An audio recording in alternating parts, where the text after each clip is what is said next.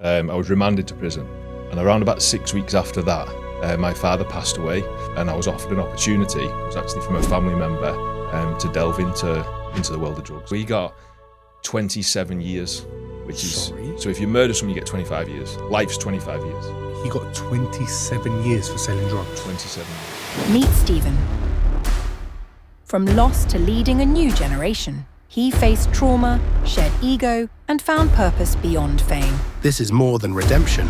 It's a deep dive into purpose, masculinity, and truth. It's turning pain into power. It's almost one of them out-of-body experiences where you kind of hear what's going on, but you're not in the moment. How did that actually feel the day you got sentenced? It was a feeling of relief, because all I had in my head was just going to say 16 years. Your mum lost her husband and her son. How do you think that affected your mum? This one hits different. It's not just about the journey, it's about the honesty most are afraid to face.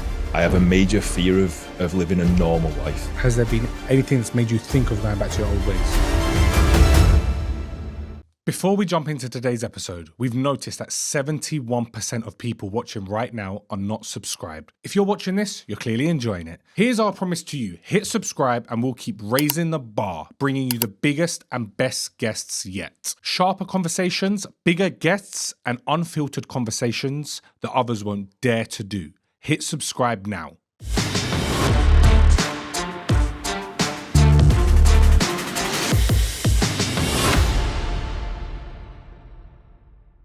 Your dad died while you were in prison. You blame yourself for that. Let's start there. What actually happened? Okay, so I was sentenced to prison, and I was remanded to prison.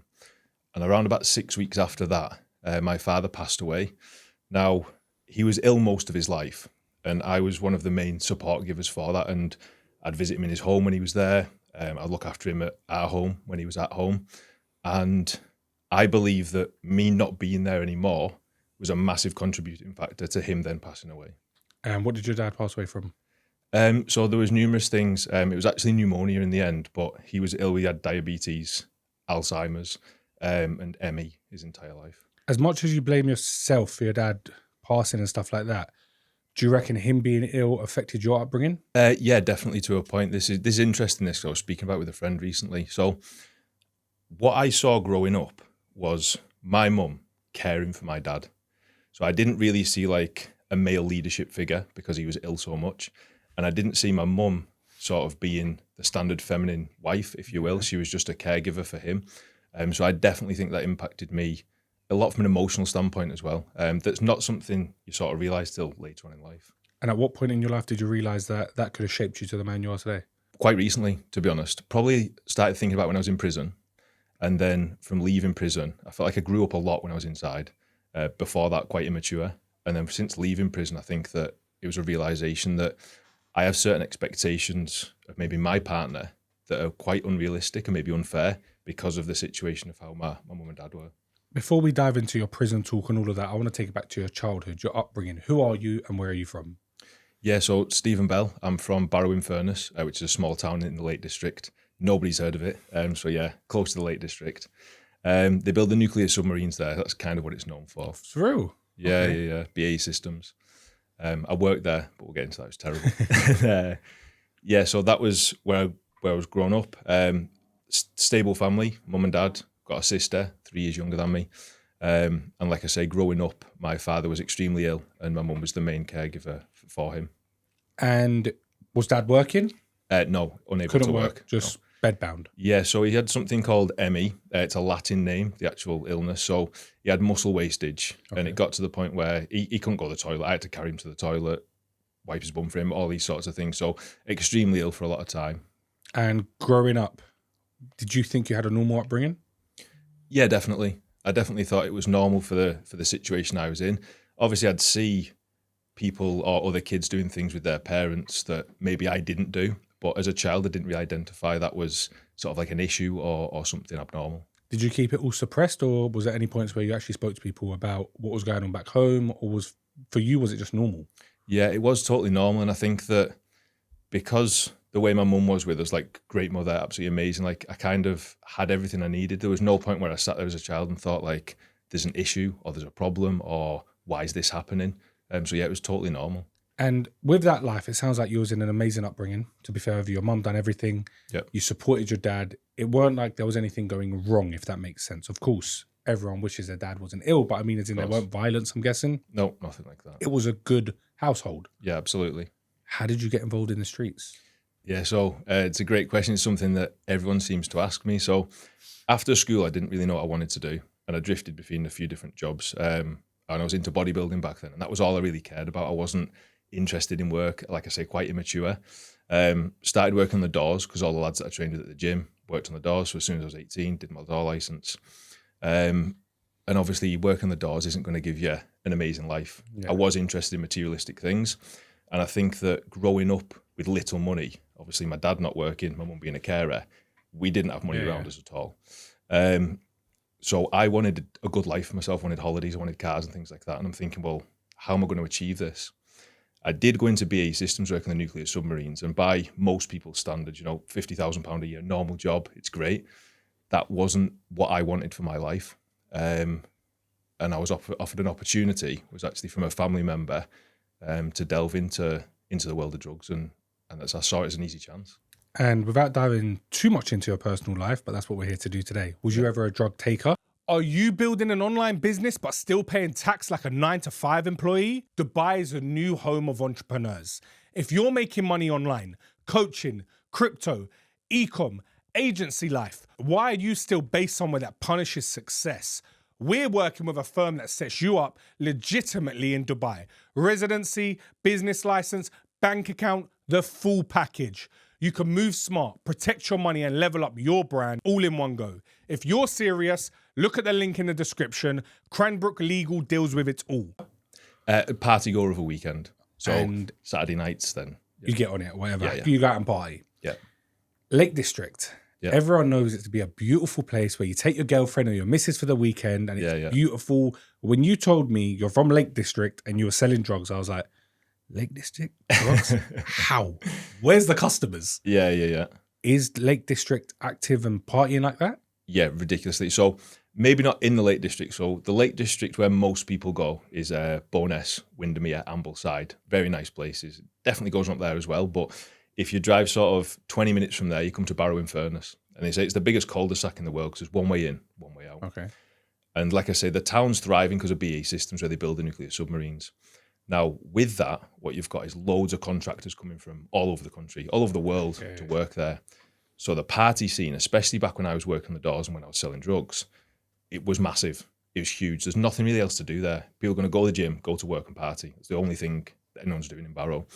And there's a massive contingency of Scousers, lads from London, you know, lads from Manchester, all up in Barrow because there's so much money to be made. So they like to properly party. Yeah. And when you got involved in selling drugs, how old was you? 22.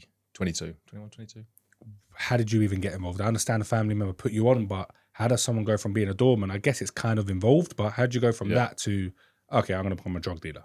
Yeah, so it was interesting. So I was going out, I was taking cocaine if I was going out partying, whatever, with the lads and whatever else, working the door. So you're seeing it, I'm around it all. And then it's a bit of a bizarre story. I went to my grandma's funeral. Oh, wow, okay. And I see my cousin there. And I haven't seen him since I was this big, a kid. So it's the first time I've seen him for years. I get out of the car and I look over and he's there. He's got his Gucci sunglasses on, tailored suit, looking mint, big Rolex on. Missus comes with Christian Louboutin shoes and all that sort of stuff. Thinking, he's got something going on there. What's going on here? So anyway, we go to the funeral, we go to the wake afterwards. I'm speaking to him. Oh, what is it you do for work? He said, I've got a building company. I'm looking, I think, you don't look like a builder. Anyway, obviously got chatting, realised that was the game he was in. And it literally just stemmed from there because I thought, I looked at it straight away and I thought, I want some of that. Yeah. Like, I've always wanted some of that. And it was easy for me to get into it from that route. Was he older than you? Yes. Now you look back at it, would you have still done that if the opportunity arose again? Back then, of course. Yeah. You don't regret it at all? I'm not going to lie. So I regret it because I regret it from the standpoint of letting family down. I regret it from the standpoint of not being there for my dad in his last days. I regret it from a lot of different standpoints, but would I do it again? Probably, if I'm totally honest, because that was the first opportunity I saw. I'm going to make mass loads of money. It was total greed. I've said this from day one. Total greed. The opportunity's there. I'm going to go for it. You get involved in selling drugs. What was you selling? Just cocaine. Was it good money? Yeah, really good. How much would you say you made a week back then when you was doing that? So the first time I ever brought any back to Barrow, I took 1/2 ounce, which is 14 grams. Okay. And I said to myself, if I always just take this much, which isn't loads, I'll have a little bit for myself. I was getting it for like 500 quid. Yeah. I'd probably make £1,000. And if I can do that every month, it's an extra £1,000 a month. I think that's going to be fine for now. That went within like one night. And then obviously it stems from there. Within like, I don't know, 3 to 4 months, it's kilos. And all of a sudden it stems from there. But it's a rough gauge when it was doing well, like anywhere from 10 to 20,000 in a month. Oh, seriously? Oh, Yeah. so he's making good money. Yeah. And with making that much money, I'm guessing problems arose. Yeah, of course. What kind of problems was you having? Mainly, to be honest, with myself. So I ended up in a situation where I no longer needed to work legitimately. And all of a sudden I've got a lot of money around me. I'm partying a little bit more. You've got people that want to be around you then because of what you're doing, as opposed to like they're actually your friend. Yeah. So I think a lot of problems that arise are like internal problems with identity, what you're doing it for, like what you do on a daily basis. I was bored, but I had loads of money. And it's like you end up creating this lifestyle that really it's not fulfilling. You don't actually want to, you think you want it, but then you get it and you're like, there must be more than this. But you're saying that now you've reflected on your life back then. Yeah, back then you was loving life, right? Yeah, 100%. You was living your best life. You was probably the main man in the area. Yeah. And life was great. Yeah. You went to prison. Mm-hmm. How did you get caught? Yeah, so there was a big operation on my cousin and people in Liverpool. So they called Liverpool the hub of the operation because that's where everything was centred from.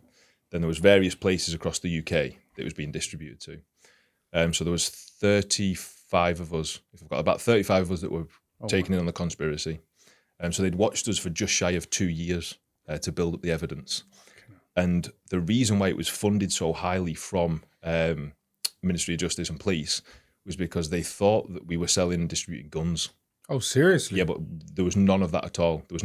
So every parcel that was getting intercepted that was coming in from Spain or wherever, the seizures were all weed that were being imported. Anything that was caught on the ground in the UK was either weed or cocaine or heroin. Mm-hmm. So there was no guns at all, but it was funded massively because they thought that that's what was going on. It was like a large operation that went on for a very long time because they weren't finding guns and they wanted to. You only realise this after when you read the depths and obviously you read the information. There was 35 of you? Yeah. Did you know all 35? No, not at all. So there was me and one other guy from up where I live.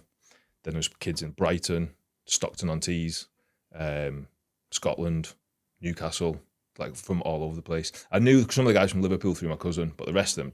No. Your cousin was involved, right?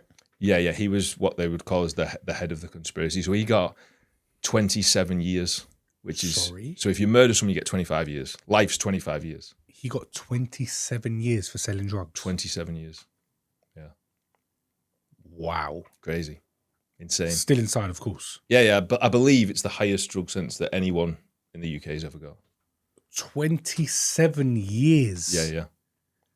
Obviously, he will serve half with good behaviour and whatever else. But yeah, 27 years. Yeah. Did he go down before you or did you all go down at the same time? All at the same time. So when everyone got nicked, so obviously as a conspiracy, everyone has to be arrested at the same time because if 10 people got arrested, they're going to tell a friend, etc. So the morning that everyone got nicked, there was 34 of us, and he was actually in Spain. So he'd booked a flight to fly back, missed the flight, and then we all got nicked apart from him, so he was in Spain.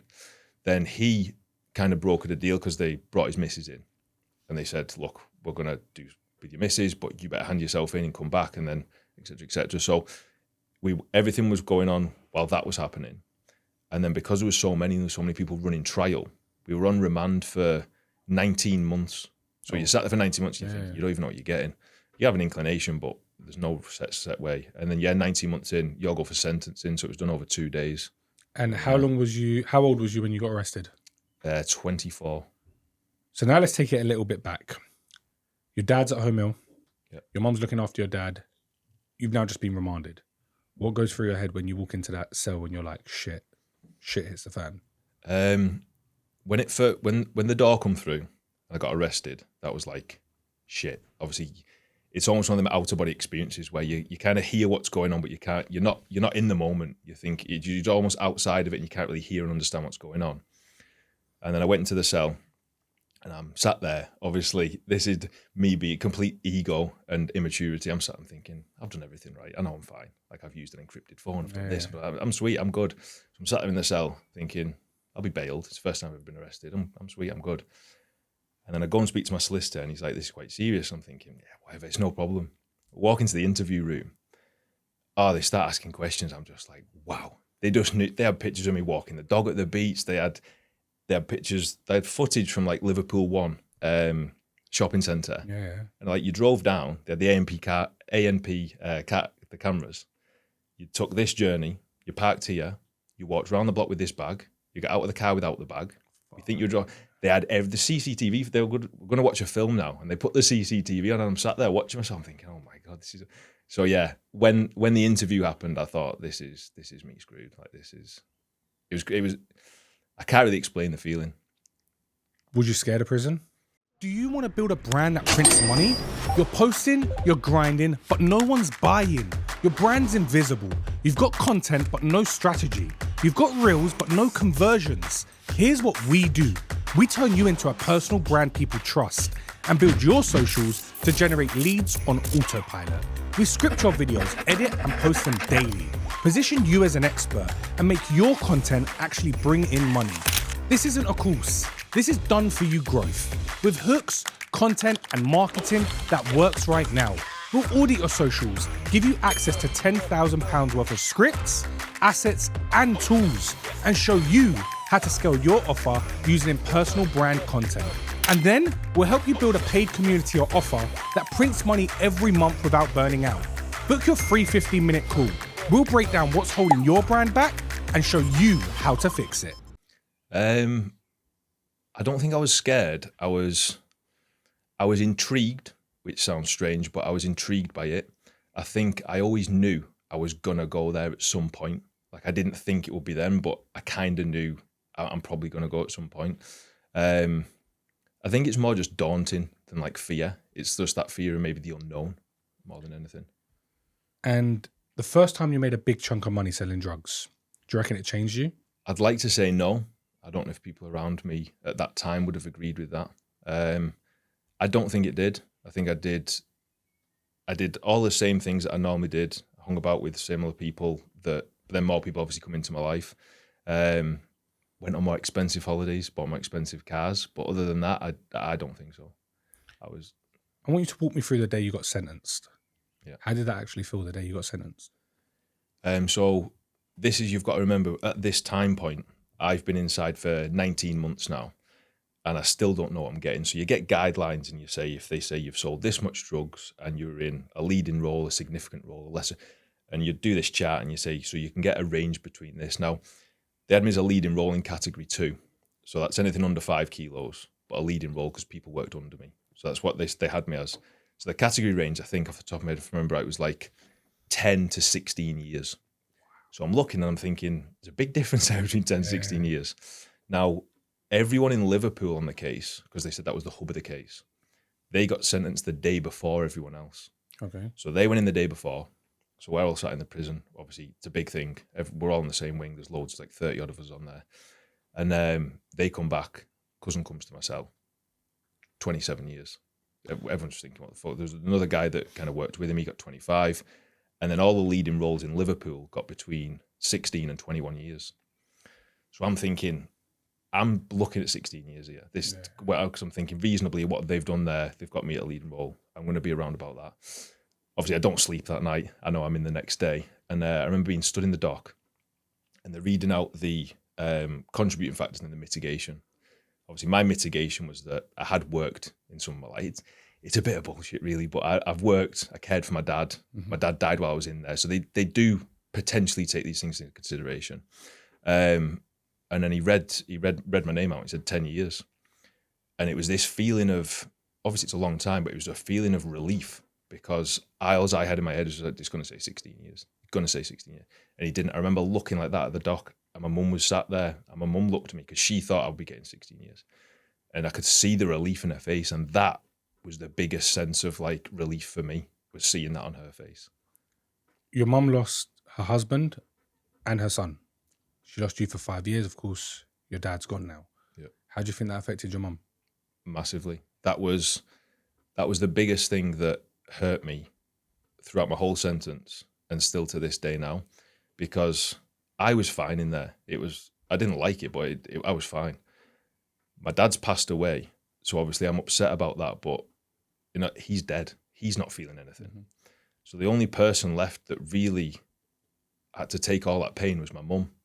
And me not being there for her when my dad's passed away. My sister had moved out and she took a secondment in London for work. I remember thinking, my mum's had all three of us. I'd moved out when I started making a load of money and stuff, and then I moved back home to look after my dad, help my mum look after my dad. He couldn't get to the toilet and stuff, so I had to pick him up in the night if he needed it and carry him and stuff like that. So we were all in the same house, close-knit, and then all of a sudden she's left with no one. And I'd lie there awake at night and I'm thinking, how can I make this better? But there was nothing I could do. And obviously through my own actions, I'm not looking for sympathy for me, but it was for her. And I think that while I was in prison, I'd phone her pretty much every day. I don't think there was a day where I didn't speak to her. And it was for me trying to reassure her that she's okay, just make sure she's okay, and just try and do something to help her. How long after you getting arrested did your dad pass away? I think it was 6 weeks, 6 or 7 weeks. Did they let you go to his funeral? Yeah, so what they did do, so when I was arrested, I was taken to Preston prison. I went to Preston prison, and there was a knock on my cell. This was after about 4 weeks. There was a knock on the cell door. I opened the flap. They opened the flap. Get your clothes ready. You go into Barrow-in-Furness Hospital. So I'm looking, thinking, you're taking the piss. What's going on here? So what's this all about? Your mum's been in a serious accident. I'm saying, my mum, your mum's been in a serious accident. She's not going to make it through the night. She's in a coma. She's not going to be able to speak, but you're going to be able to go and see her before she passes. Wow. So I'm in bits. I don't even know what to do myself. I can't even speak. I can't even dress myself. I'm like, what the fuck's going on here? They take me down to reception. I get there. I'm banging on the window. What's going on? What's happened? What's happened? We don't know. Passing one to another. Next minute, a guy comes in. He says, sorry, mate, we've made a mistake. It's not your mum, it's your dad. So there was relief because I knew my dad was ill. But at the same time, how'd you get that wrong? How'd you make a mistake like that? So I'm double cuffed at the ankles, cuffed to an officer. They drive me to the hospital. And my dad was in a home when I got sent away. So I was visiting him every single day in the home. This comes back to why I kind of blame myself in a way. So I'd see him every day, talk about the football scores, transfers, etc. And all of a sudden I'm not there. So that major piece of support network's gone for him. Anyway, he develops pneumonia, goes into hospital, goes into a coma. He says he's not spoke for 24 hours. He's on life support machine, breathing apparatus, all this sort of stuff. So 24 hours before I got there, he's not said a word. So I'm sat there at the bedside. Obviously, I'm double cuffed. I can't really do anything, but I'm holding his hand. And I'm just talking. I can't even remember what I was saying. I was just talking. And he turns round and goes, shut up, son. No way. Honest to God, shut up, son. No way. Nurses, doctors, they're all shouting in, they're running in. He spoke. It was the most insane thing. All these doctors, I could see it on their faces, they didn't expect it whatsoever. My mum's there crying her eyes out. But that was all he said, and there was nothing else. I have to go back to prison after that. Wow. So I go back, and that journey back, surreal. It felt like it took about 3 days, and there was just so much emotion that I couldn't even put it into perspective. Back in prison, go through the night. Next day I get let out of the pad. I'm going to bring my mum to see how my dad is. He's made a miraculous recovery. He's going back into the home. So I'm thinking, what the fuck? Yeah. So that I'm thinking, he's gone there partly because I wasn't there for him anymore. All of a sudden I'm there, he's speaking, and he's going, I've just been told he's going to die. Now he's back in the care home, and he's fine. And I'm thinking, this is absolutely insane. Transferred to Liverpool prison after this, because that's where the conspiracy was. 2 weeks have gone by in there. And I rang my mum, and I said, what time are you going to see Dad so I can ring the mobile to speak to him? She goes, I'm not going up today. As soon as she said that, I knew. As soon as she said that, because I thought, there's no point where she wouldn't be going, and there's no point where she wouldn't then go if I were to speak to him. I was like, so what's going on? Oh, nothing. I said, so when are you next going so I can ring to speak to him? Oh, just try tomorrow. She couldn't get her words out. I was thinking, and I knew straight away. I was like, what's happened? Nothing. And I had a visit on the Saturday. I think that was the Thursday, and they took me into a separate room in the visiting area. And obviously, my mum, my missus, and my sister told me. Yeah. Now you look back at it, That shocked me. Your dad saying, "Shut up, son." It was so unexpected, and the reason why it was like, obviously they told me, oh, he's not spoke, he's in a coma, he's not going to wake up, he won't be here by the morning. Talking about life support machine, turned it off, all this sort of stuff. And he literally just turned, didn't open his eyes, turned, shut up, son.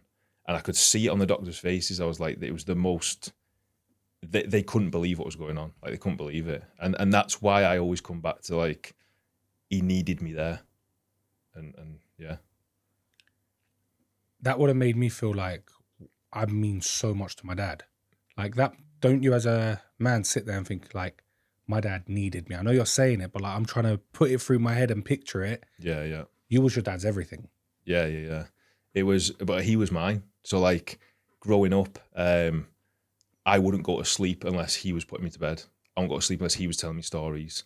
Like incredibly close to him. Like everything that I remember about my childhood, and that's like no disrespect to my mum, is everything that me and my dad had done. So like he couldn't do much, obviously, given his situation, but all the memories I have is him sitting on the sofa, me shooting the bow and arrow as a kid, rollerblades, showing him them in the front room because he can't, all these things. So all my memories of my dad. And then, like I say, when he was in the care home, I'd visit him every day, talk about the things we wanted to talk about. He'd listen to classical music that I fucking hated, and we'd blast that up and all that sort of stuff. So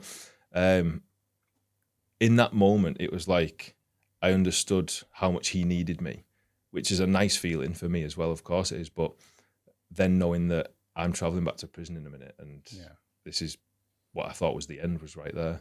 Your dad passing, how did that change you as a man? It made me grow up more than anything. Like, if you were to know me before prison, you would say like a little bit wild, immature. Like I was 24, but I was acting like an 18-year-old. Almost embarrassing me when I look back at it. And it just made me grow up so much, because it just highlights like there's so much more to life, or so much more important things than the stuff I was doing. I was so focused on making money, I wasn't thinking about the impact of having other people's lives. Fair, I moved home and looked after my dad and stuff. That was never like an issue. But the way in which I conducted myself outside of that, it's almost embarrassing to look at. And while you was in prison, you decided you're going to turn your life around and you're going to start to build something real. What was the turning point for you? Definitely his death.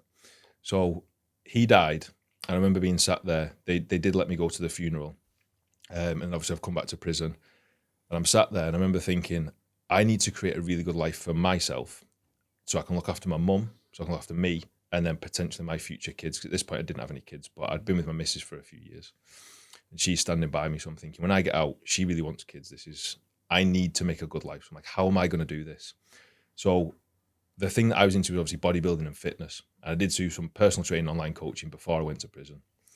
And I was reasonably successful at it. I didn't continue it because I was selling drugs. So I thought, well, what do I need to do that for? But I knew that would be a very good route for me to have financial freedom and freedom of location, so I can travel wherever. I can still online coach people. So I thought, in this situation in prison now, how am I going to make that happen? I can't build a brand. I can't be online. I can't earn money right now. But I thought, if I study and I understand everything to do with the human body, so nutrition, physiology, biochemistry, hormones, and then I need to know about marketing, sales, delivery, customer service. And if I understand all of this to like a very high level, then I've got the best shot when I get out. And then that just became, literally for me, it was like the next few years were just study. Like, you just locked in, that was it. People would come to my pad and they'd look in and they'd be like, mate, it's like a fucking library in here. Like, what have you, honestly, books. Yeah, but it gives you that drive. You know yourself when you're building something and when you're looking forward to something, vision, future, you don't want to stop. I didn't want to stop learning. I was just like, I know this is what's going to make me in the future. And yeah, it was almost like just a camp. Do you know one thing I say? I've interviewed a lot of ex-criminals, ex-drug dealers, ex-everything. Yeah. Ex-drug dealers are the best salesmen in the world. Yeah. Because you understand business to a T. Yeah. You know when your phone rings, if you don't answer it, they're going to go to someone else. Yeah. Your marketing's on point. You're sending out your weekly messages. I got this, I got that. The whole 5 pillars of starting a business, you guys do it all, but you're just selling not the wrong product, but an illegal substance. Yeah. So as much as you studied it all, you learned about the body and all of that, the main concept of marketing, selling, and being good at customer service, you already had on lock. Yeah. So, and I think it's so crazy where I see so many ex-drug dealers come on my show and now they're all successful in like their business and stuff like that. And I'm like, what's the secret? And they're like, well, you know, I just changed the product. Yeah. I went from selling this drug to now I'm selling a fitness plan, or I'm selling whatever you're selling. But it's so insane how you can go from being on the wrong side of law, doing well, to now you're on the legal side of law, making so much more money probably. Yeah. And you ain't got to look over your shoulder. Yeah, 100%. Do you wish you started that sooner? Yeah, without a doubt. But would I know the things I know now if I didn't do all the things in the past? Probably not. I seen it on a podcast you do with Khalid, and you said, "What?" I was going to ask you this question. I was going to ask you. This was the question I'm going to ask you. Well, when I was watching the podcast and I looked, and he pauses before he answers, and straight I was going, on the road. Guaranteed he's going to say it. He's like, yeah, on the road. It's funny, actually. I've got a funny story about this. So I go into prisons and youth offenders institutes, and I'll speak about just my story, essentially what we're speaking about now. And obviously try and warn them away from that and say, look, all the skills, the knowledge, etc. you've got, you can put that into something better. So I go in, and in the prisons, it's quite well received because obviously they're adults, and some of them are wanting to change or willing to change. They've got families, and you can lead into them sort of pain points. And you go into the youth offenders and you tell them the stories, but in the youth offenders, they all want to be there because they think it's cool. So it goes down like a lead balloon. Right, the first few I did, it was terrible. I was thinking the response to this is ridiculous. So I thought, I'm going to go in. This next one, I'm going to tell the story, and I'm going to say all these skills I learned. I'm going to talk about drug dealing. I'm going to say how you learn to incentivize people, you learn to manage people, you learn to, like you say, change the product. If my product's better than everyone else's, that's the main thing. That's what's going to drive business. So all these things. So I was talking about it from a drug dealing standpoint, and I could see the staff looking at me, and they hated it. They're looking at me thinking, what the fuck's this guy doing? And the response from all the people, the young lads in there, was incredible. And it wasn't just about me saying to them, drug deal like this. It was saying all the stuff that you know now as a youngster, this can be transferable into business. You have to pick, like you said, just a different product. And when you're relatable, they listen to you. 100%. When you go in there like a teacher, don't do this, don't. Yeah. Like, fuck off, man. Like they don't care. I've had lads stand up. The first year I did, because I'm thinking, I want to be one of the lads, but then I need to be politically correct, or else they're never going to have me back in here. I can't just stand and talk about drugs. The staff are going to like, get this guy out of here. So the first year, and I remember a kid standing up in one of them, and he looks at me, and he's like, "Oh, bro, you're just a fucking, you're just a teacher. You're just trying to preach at us." I remember saying, "Preach at us." I'm thinking, he's half right in a way, and that's not the way I wanted to do things. So, 100% agree. What was the first move you done when you come out of prison? What was the first thing you done when you got out? The day I got out, I employed a business mentor. First day? First day. So I'll tell you this story. So I did a master's degree when I got out of prison. I moved to Leeds and did a master's degree for 1 year. So when I was in prison, I didn't have an undergraduate degree. Mm-hmm. So I needed to find out, how can I do a master's without doing an undergraduate? Undergraduate degree is 3 years long. Wasn't interested in it. I wasn't interested in sports psychology. I wasn't interested in biomechanics, all these things that you'd have to learn. I thought, I want to do a master's degree in exercise nutrition. And I found this course. I was on an iPhone that I shouldn't have had. It was a postgraduate diploma. So it was level 7, the same as a master's degree. And I emailed different unis, and they said, if you've got this postgraduate diploma, you can gain access to a master's degree. So I'm emailing the company. Obviously, they don't know I'm in prison. I'm saying, I want to do your course. It was £5,000 the course. So I want to do your course. And they say, no, you haven't got an undergraduate degree. So they made me take a test. So I went to the hub, the education hub in prison. And I said, my missus just spoke with this company. I want to go to university when I get out. She's paying for me to do the course. It's not going to cost the prison anything, but I need access to a computer. Because what they could do, they could approve a course to be put on their system. And obviously I could access that. I wouldn't be able to access anything else on the internet, but I could access that. And they said no. So I'm sat there and I'm thinking, legitimately trying to better myself, like genuinely, you're not having to pay for anything. All you have to do is put that on the portal. Like, can we do that? No, we're not willing to do that. I'm like, right, sound. So I get an iPhone, I do it on the iPhone. Oh, it was a fucking killer. Trying to read studies and then write answers. I had to write like a 5,000 thing on the iPhone. Oh, it was a killer. But I did that and passed that. And then got accepted onto the master's degree off the back of that. So yeah, while I had the iPhone, researching business mentors, and I picked one. And the day I got out in the afternoon, I drove home, had the meeting with him, signed up with him, and then launched my online business from there. How much was the business mentor? £1,000. For how long? 12 weeks. It was a guy who just started. He just started. I'll give him a shout out actually, because he was probably the best business mentor I've had, is Ollie Carson's. And I've worked with loads of different business mentors, but at the time when I got him, the first month I made $6,000, and I've never earned less than that ever since then. He was brilliant, really good. Would you aim some of the success at him? That initial success, yeah. I could have potentially got to where I am now without that. Nowhere near as fast. Nowhere near. Was there at any point since you've got released from prison? How long have you been out now? 4 years. Has there been anything that has made you go back to anything that's made you think of going back to your old ways? No, you just can't. You can't. I've got kids first and foremost. I make good money anyway. Do you know what the one thing, if I'm being totally truthful, the one thing that I sometimes miss is the excitement. And it's bad because, again, that's a bit of that immaturity sneaking in. But it's exciting. But I say it to people, and people are a bit like taken aback by it. But I say to them, like, you know, when you go and watch Narcos, you watch Power, or and people are sat there and they're thinking, oh, this is brilliant. You almost live in that. Maybe not to that same degree, course, but you kind of live in it. That buzz is there. Yeah, and that is something that I've had to work on, is that, sometimes I get bored quite quickly. And I think that's probably why I do so well in business, because I can pivot and I can work hard and get super focused. But yeah, sometimes I think that I need that bit of excitement, and it's just about controlling that and making sure that... I think it's about being content as well. Yeah. Understanding the position you're in now is you're on the right path. Yeah. Not thinking, okay, you know what, I could go and do that and make 10 bags quickly. Yeah. I think you got to be content in life, and you got to understand if you make that one small mistake, it wipes away everything you've ever done. Yeah. Someone asked me a question about a couple of weeks ago, and it was called the tramp theory. I've never heard this before. Okay. But it's the fear of losing everything. I don't know how it says tramp theory, but yeah. Okay. It's the fear of losing everything. Yep. Do you ever have that? I think so, yeah. Yeah, I do. Because me personally, because I'm my own boss, it's my business. If this doesn't work, for me, there's no plan B. Yeah. This is plan A, B, and C. Yeah. And I always ask people who are their own boss, are entrepreneurs doing their own thing, do you ever wake up and think, fuck, what happens if I have a bad month? Yeah, absolutely. So one of the main things that I used to say when I was younger, and I still say to this day, is that I have a major fear of living a normal life. You know, what I basically kind of went into that route of BA systems, stable job, pension pot, get a missus, buy the house, have some kids, work till you're old as fuck and then you die, and you've had what I think is a bad life. That petrifies me. Yeah. And I do think of it sometimes. I think I'm in a good enough position now where the businesses they're stable enough for that not to happen.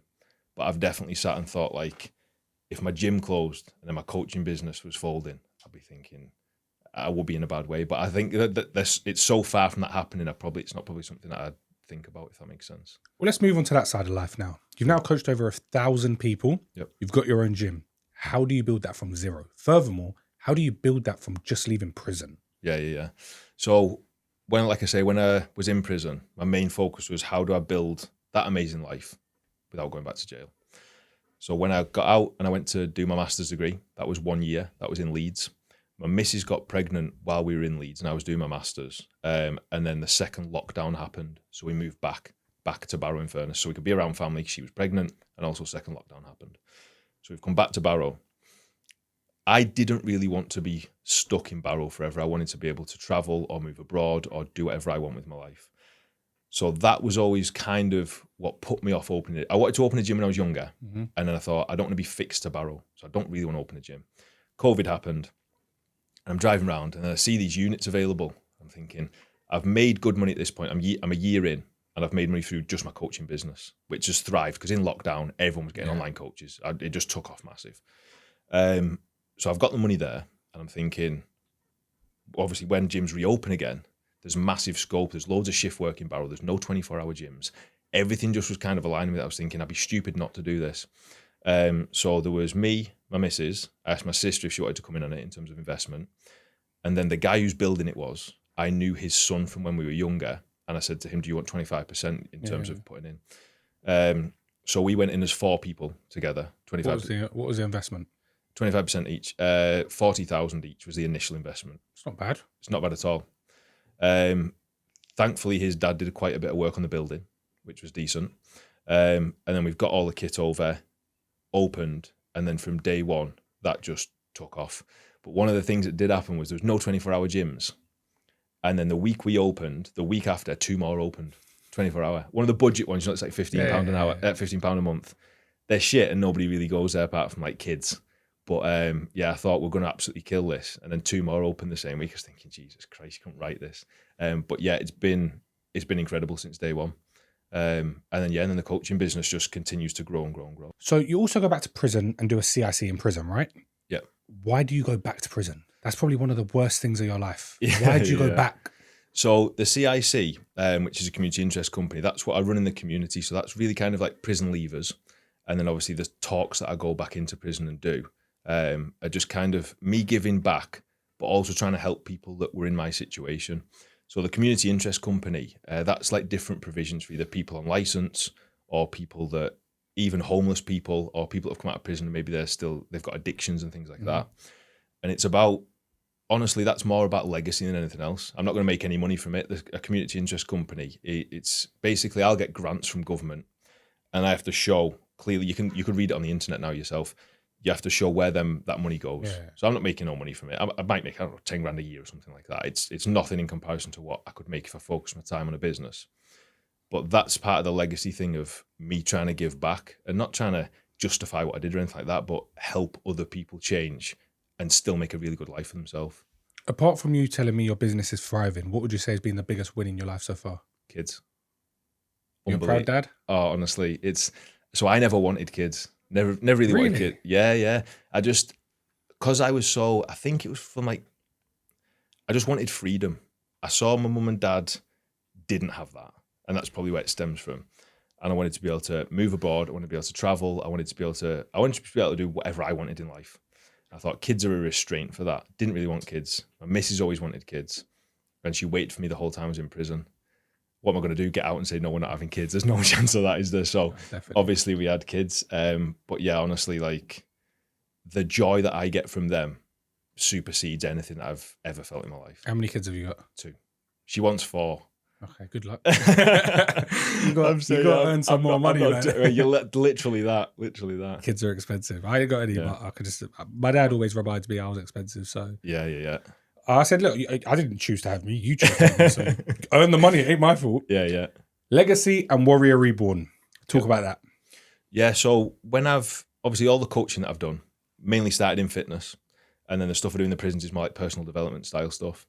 And what I wanted to be able to do was take business owners, business leaders that essentially feel like stuck in life, that, do well in business, but then they're like, what am I really doing it all for? Feel a little bit stuck, a little bit lost, a little bit bored, and help realign them to themselves. So whether that be identity, beliefs, values, etc., and take that personal development, plug it into them as a system and help them thrive throughout the whole life, whether that be in their business, their fitness, their family life. And that'll be launching soon, and that'll be my. You say business owners are bored. What are they missing? I think a lot of the time it's just they've focused on the business for so long, and they've made that successful, and then they've almost forgot they've forgot what they like to do with themselves outside of just business.